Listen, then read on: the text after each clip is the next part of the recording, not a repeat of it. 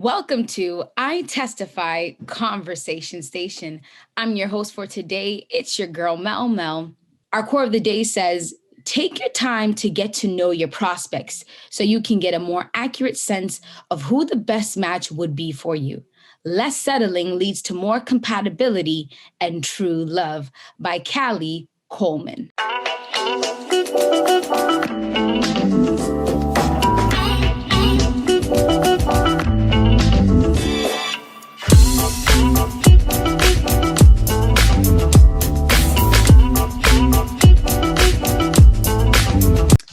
When it comes to dating in today's world, there are a few unofficial rules that come with the territory.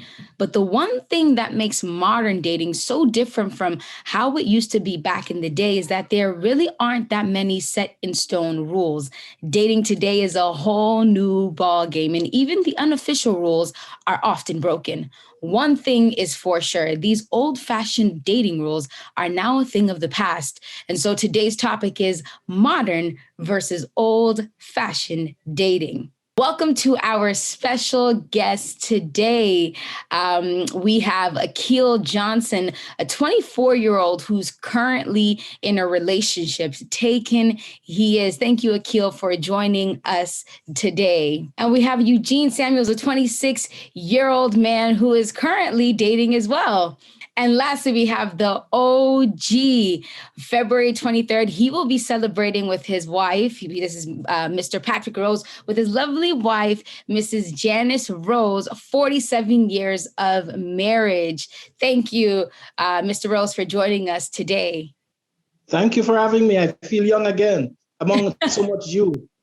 You feel young again. We're so glad you all can join us today. Now, you three have a unique perspective, or us four, to offer listeners because of the difference in our ages. And since we're talking about the differences between modern and traditional dating, can you each describe what passes as dating to you? What is dating? And so we'll begin with Akehil. Thanks, Mel. And so I would say that dating is defined as two people being committed, saying that we want to be romantically interested in each other exclusively. It means we're not going to entertain other people. It means we're going to be committed to each other and work to develop our romantic relationship to the point where we can say that we definitely, with God's blessing, want to be married to each other and spend the rest of our lives to each other. But it's a commitment to say that we are going to be a unit, try and build something together exclusively, as two people who are interested and love each other and want to explore this love. And I emphasize exclusively because I know in dating today, some people say, you have multiple partners. I don't think that's dating, but as we can get into that a little later. Yes. All right. So it's exclusive and you're progressively growing to determine, you said, by God's grace, if marriage is where you want to go. Yep. All right. And let's go with the OG, Mr. Patrick Rose. What passes as dating? For me, I didn't know the word dating until I became a Seventh-day Adventist. We didn't use the word back in my day. We'd say friendship, you're friends. And then if you're really getting serious, then you say it's your girlfriend or your boyfriend. Well, we're just friends. And I guess that's what I would say dating or leads to dating, as the term is now used. Okay, so it leads to dating. And just to clarify, so you're in the friendship stage, you're getting to know each other. You're actually going out, right? Correct? You're going out to eat together and such things. And then once you're dating, you're now what? Exclusive? Yes. Now you're working towards marriage. Yes. So at the friendship stage, you determine that you will now make the decision to, things have checked out. You are willing to build with them to eventually get married. Yes. Okay. At the time, it didn't pan out that clearly in my mind, but that's how it works. It was just so natural. All right. And lastly, let's go with Eugene. What passes as dating to you? Well, for the way how I look at it is really dating. I never really used to look at dating as like, oh, this is me being exclusive with someone. Because to me, dating was just getting to know the person. Because I could be dating multiple people because I'm trying to get to know them. I'm trying to figure out who is the person that works well with me, who's more compatible with me. That's how I looked at dating when I started to go into it. And then from dating, you'd move forward into becoming a girlfriend or boyfriend. So then with that, now you've made the what's called the proclamation, in other words, to say that we are exclusive. You are my person, and now we are growing towards getting to know each other deeper and becoming more exclusive and being more intimate with each other, and then moving on to getting into marriage and stuff like that. None of them are wrong, but they all show how different we see dating. And so for Akehil, what are the benefits of modern dating? And if you can, could you give us some examples of some modern dating rules? So we'll talk about benefits first. I think some of the benefits are that you have someone that you can rely on, someone who isn't, I don't think necessarily that the person you're dating is your best friend. They're more than your best friend. They're your partner. They're your ride or die, as some people say. They're your squeeze, as some other folks might say. They're your joie de vivre. Wow. They're so much more than just a best friend. They have certain rights and privileges. You maybe get to share affectionate feelings with this person, whether that's hugging them, holding their hands, kissing. You spend time with this person intimately. You get to know things about this person that this person maybe doesn't share about themselves with other people. You get to talk and share your hopes and desires and look at ways that you can build up your relationship and ways you can enhance your communication skills. Some of the other things include being able to meet their family and meet their circle of influence and their friends, being able to feed into their lives, so giving advice and suggestions to feed into their lives, and you taking their advice and suggestions into your life. How they feel and what they think as it relates to your life seems to rank a little bit higher up there, almost at the same level as to what your family thinks about your life. That person's someone that you can lean on. Yeah. As it relates to rules, the first rule for me is that you're not talking to other people.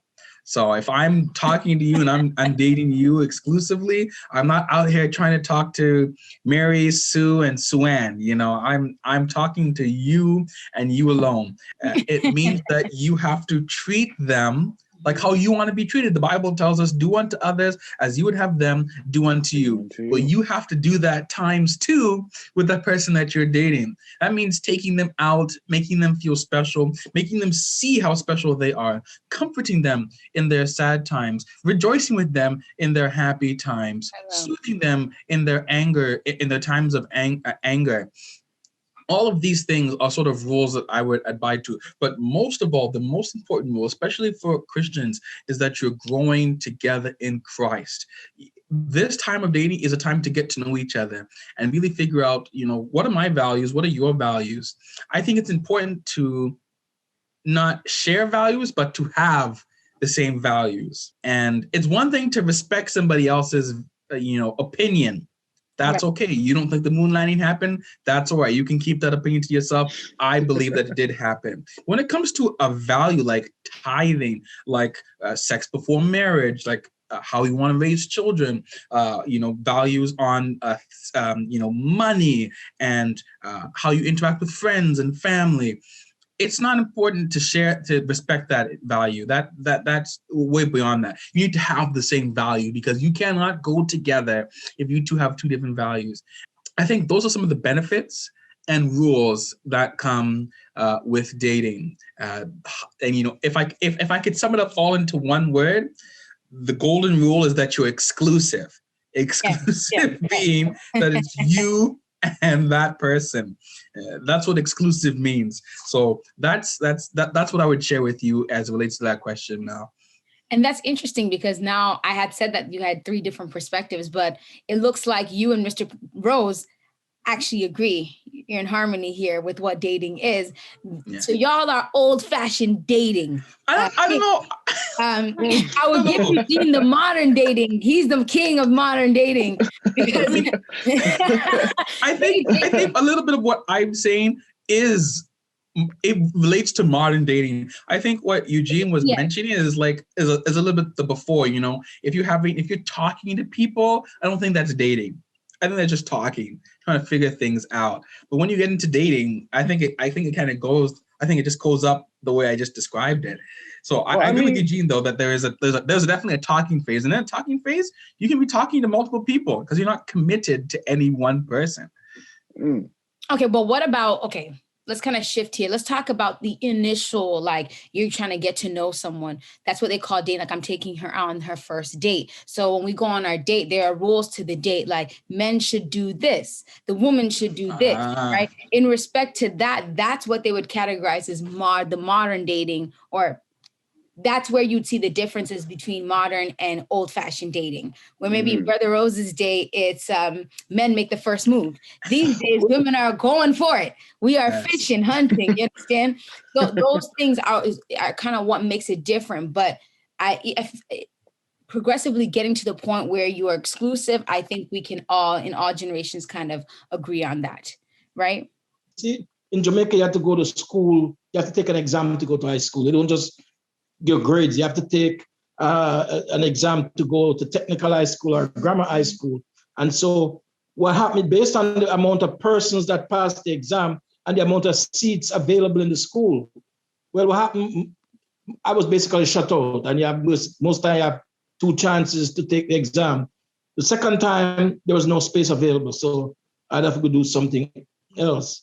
But eventually what happened 6 weeks after, there's a young man who was supposed to attend school and he didn't show up. And so around the 6th week, they called my parents and said, yes, bring him to school. I got there like the Thursday, and my mom had to make uniform and everything for me by Monday morning, black shoes, black socks. They had a list of how the uniform had to be, and she had to go to the dressmaker. Got to school, and like the second day, the Spanish teacher walks in. I'm having a test in 2 weeks. I don't care if you're new or what. I don't even know to speak English properly. I'm teaching a Spanish test. So Sister Rose shows us we're in the same class. She's at the front, I'm at the back. So this fellow sat beside me and said, that girl is looking at you. I said, why would she be looking at me? I just came here. She knows you long ago. I said, why don't you talk to her? She said, no, man, it's you. She's looking at me. So I went and I spoke with her. She said it was because the sun was in her eye. I mean, that's what she'll tell you. But because of that, don't send anybody to talk to somebody for you. And he sent me, and I spoke to her. And as a matter of fact, she said, do you know Spanish? I said, no. She said, okay, here are the words. She was the only one that offered to give me the course outline. So I got 75% on the test, and the teacher started bragging about me. And so with that, she and I, everybody basically in school had to walk to, like I said, it's downtown to get your bus. All the buses congregate there. So we'd walk to the parade, and there's another young lady who lived closer to her. So there's always 3 of us. And there's another girl, I can't remember the other girl. But then there's always the 3 of us, just friends going back and forth. Until eventually, as you talk about the dating, that friend, she just basically fell off. We still talk, but she'd come to school in the mornings with Janice. But in the evenings, Janice and I would walk to the bus stop. So that's the way friendship, and it kept going. We were the values, and then eventually, a good name is always good. Her sister taught my brother in primary school, even though, but I didn't know it was her sister. When we found out, then and her sister said, well, he's from good parents. So I didn't have to work too hard. You see, so then she said, she didn't like me at first. She just wanted to help me because she felt sorry for me because 6 weeks after Spanish test. And eventually the friendship, we became friends, and then it basically became dating. And as I said, I think it was in a February. I think it's probably a Valentine's Day. I said to her, no, I love you and I want you to be the mother of my children. Wow. We're still in high school. I gave her an engagement ring. And that's when I said dating and we're exclusive now. Yeah. Even the teachers used to call me family man at school.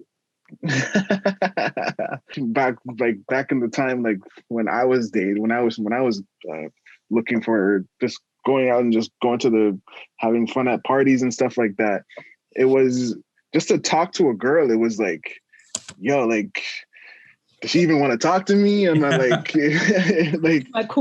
how do I do this? You know? So like even that initial approach on its own, it was like, it's kind of, it always felt brand new. It was never something that you'd always been able to just do and just be confident, just go out and do it, because you didn't know the outcome. You don't know what was going to be said back to you, because some girls would have been like a little stush with it and just been like, no, I'm not trying to talk to you. Mm-hmm. And like you're approaching with like a good attitude and everything, just excited, just be like, oh yeah, she's a pretty girl. I wonder what she's gonna say to me. Is it gonna go down? Is it gonna go down right? And then half the time it's that rejection factor, because like not everybody is, especially guys, not everybody is willing to put themselves out there and get that rejection, right? Because like now girls hold a lot of power. Girls hold a lot of power with that rejection, and as soon as a girl says no to you, it's like, whoa. It's like, whoa, like you lost a battle. But then like as time goes on, like you start to like, for myself, I realized that I shouldn't just be going out there looking for anybody, right? I'm not just out here looking for anybody. I'm looking for my wife. And that's what I had to like reframe my mind. He who findeth a wife findeth a good thing. Yes. Yes. He who finds a wife findeth a good thing. And when you're looking for a wife, like she has those wife tendencies, she has those wife qualities, right? So already you're looking for somebody who's already of a higher caliber. So you're not just looking for anything. You're looking for somebody who can nurture you, can make you a better man, create a home, so that when you bring in the bread and everything is all collective and it's all one. So that's how I look at it, really. You said a lot there, but let's deal with the first section. You talked about rejection. I think both modern and old can share that very same experience. 100%. I think what differs there is the causes of the rejection in the mindset of women or men in those situations. For example, with modern, social media has so much impact on how you even view people, how you view dating. And so they didn't deal with that in the old fashioned world. It just kind of was, I'm not into you because I'm not into you. It's not what I'm looking for. You know what I mean? Unlike over here, you might have an idea of what you know is right, in terms of principle, what you know you want, in terms of what you've always imagined and thought about. But then with this new string of social media and these couples and what social media says and how women look and what men should be doing and this and that, it starts to make people like change in the way they act. You get more rejection. Principled people get rejected a lot. And you have to wonder what really is the issue. Is there something wrong with me? And so the causes of, or the change of mindset in terms of what we want, its effects and influences are much different in this generation than the last. Would you agree to that? Oh, 100%. 100%. Yeah, like, I think from what I just answer quickly there, Brother Rose, and I'll hand it over to you. I think what you've said there, Mel, hits the nail straight on the head. Social media has created this false facade of what you should look for and what you should expect. Some things, it's true, you know, someone should treat you like a gentleman or someone should treat you like a lady, you know, but some other things, like he has to be 6'6" and he has to have a 6-pack and he have to have this and you have to have that. You know, they've created these false understandings of what you actually need for, and it's caused people to actually block or not submit to what God wants for you. You know, you want someone who's 6 foot and, you know, is a perfect 10, but maybe God wants you to be with someone who's 5 foot, is a 7, so that you guys can grow together to become perfect 10s, you know, and the rejection of the rejection of not being what society dictates is real. And that's, I think, added on top of the fact that if I should, for some miracle, get the girl I want, she might then reject me when she really discovers that I'm not like I'm not one of those guys like social media says. So the rejection is doubled, and it keeps some people away from dating. I didn't start dating till I was in university. because I mean, not that there was much in high school. I mean, there was a few, but you know, I wasn't about it. I said rejection, no, thank you. What is that? I'm not entering any of that. Yeah. And so it really plays a part in it. I think it contributes to why some young people are still single and wait till their 30s to get married. I think that's crazy, but I think it contributes to that. And I think it's more men who feel rejection than ladies. I don't know what it is. Oh, yeah. Because there's not much charm women do. Ladies can put their hair a certain way or put on a certain dress or outfit, and it looks good on you. But us guys, I mean, it's just a suit and tie. I mean, big deal. So I think men take the rejection a lot harder than the ladies. I think the reason for that is because some men have the mentality that the women, they don't need us, we need them. You know? And so it plays on that psyche, you know. My assumption is that in this generation, too many people are just hastily saying, yes, we're now dating, because they're in fear of losing that person by keeping it in the friendship zone.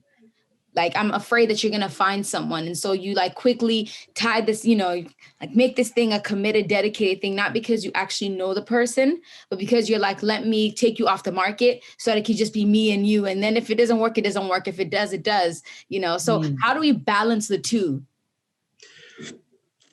It's tough, right? Yeah. It is tough. God's guidance. No, as a Christian person, I believe God hears and answers prayer. I mean, but the thing is, you have to do it in God's timing. And sometimes, as I said, how would I have known that I would meet Sister Rose when I went to high school? Her sister taught my brother. We're in the same primary school, St. Aloysius Boys Primary School. Her sister taught my brother. I was in a grade higher than my brother. And yet she was able to put a good word, because when the teachers talk all the time, my mother was always at school. And it's not because we did something wrong, but if I did something wrong and the teacher beat me, my mom would give me apples or oranges to take and give to the teacher. But she was part, so they knew who the parents were. And not all parents did that. And so you had somebody who was able to vouch for me. And so the church also helps. We know families. And we talk about, this is Family Week coming up here. When somebody can say something about that young man or that young lady, or somebody can say, well, you better be careful, you know. And I said, that's why the Lord will guide us if it's a long-term relationship, and if the person is the one right for you. And that doesn't say you're not going to have problems or issues they have to work out. And that's why the process of the dating and the friendship gives us some idea. Is this the person? I think, Eugene, is this the person for me? Is that the one for me? And then, you know, the Lord will work it out as Christian young people and adults. That's all we have to. And the Lord said, no, but he's the one who told Adam and Eve to multiply and be fruitful and have a helpmate. I mean, as I said, that's the only problem with modern day now. Everybody is independent, and I don't need you and you don't need me. So, yeah. And I think you bring out a very powerful point there, that we don't have to be in fear of losing anything, because when it's for you, it's for you. It's so hard to accept that, because we all run around saying that very line. It's so hard to accept that when you actually don't have trust in God.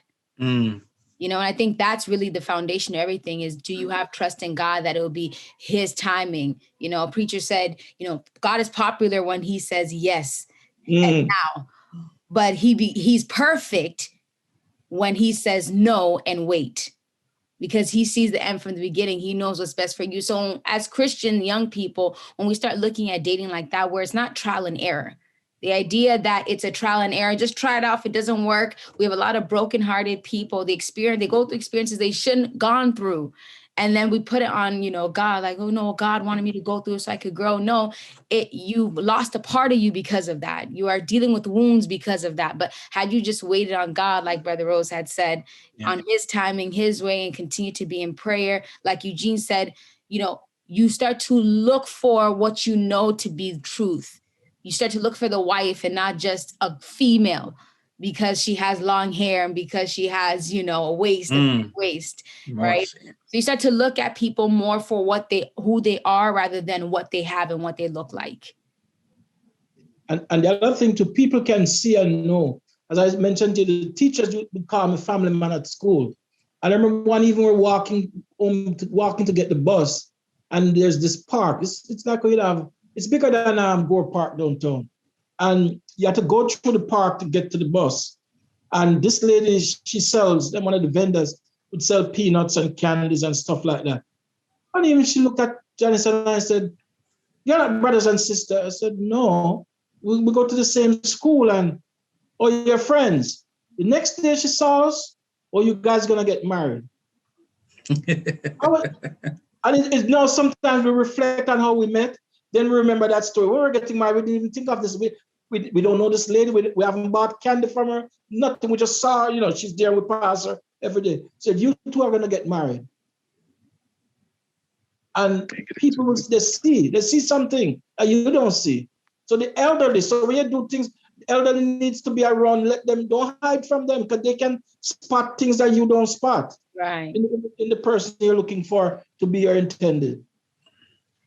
All right. It's interesting because at the beginning of this conversation, I thought it would pan out to be modern versus old-fashioned dating, but the conversation seems to be steered in a different direction, where we kind of all agree that it's not necessarily a modern versus old-fashioned dating.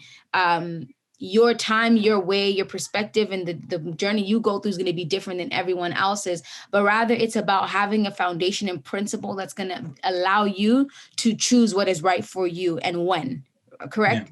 Yeah. 100%. I think that's very important. So Eugene, if you can give us something, what does the Bible say or some advice or counsel that the Bible gives, or anything practical, even outside the Bible, you can think of that would help us as we date, or as we are out here to decide who we're going to date, how to pick the right people?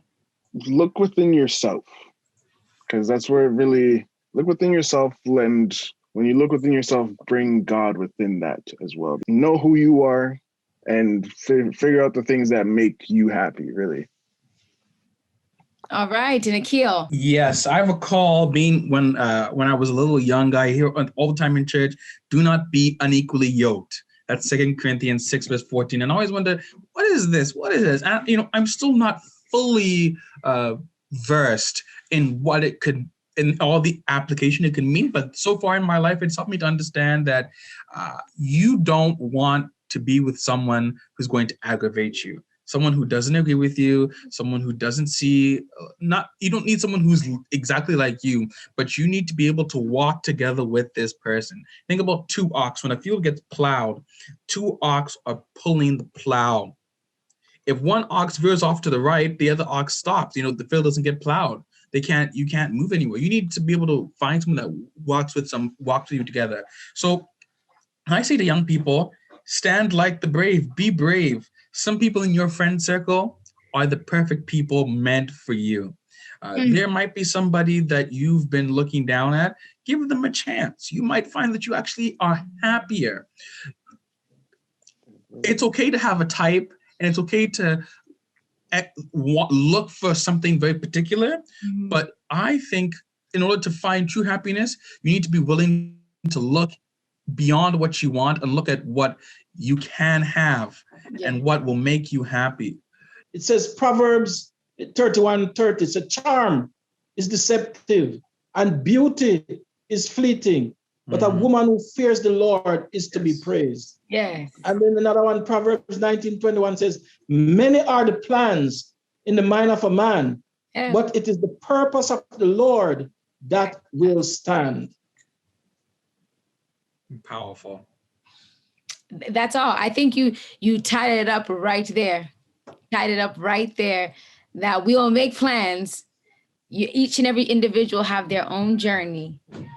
But at the end of the day, what God says will happen. Yes. And like we said, sometimes we put ourselves in experiences and situations that are not part of God's plan for our lives, but we have the power of choice, the freedom of choice. Out of his love and his mercy. And yet still by his grace, he's able to protect us. And still when we submit ourselves to him, he leads us back to the path that we need to be on. But modern versus old fashioned dating isn't really a conversation. It's more on the question is, do you want to be happy?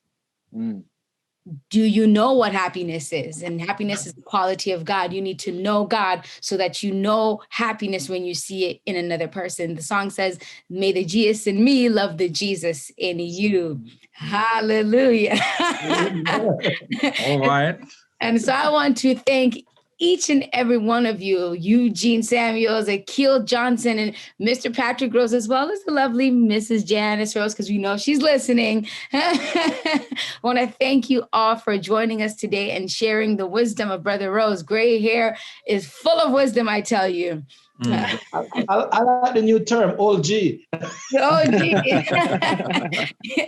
47 years in the game. You know? Jeez. This is I Testify. It's your girl, Mel Mel.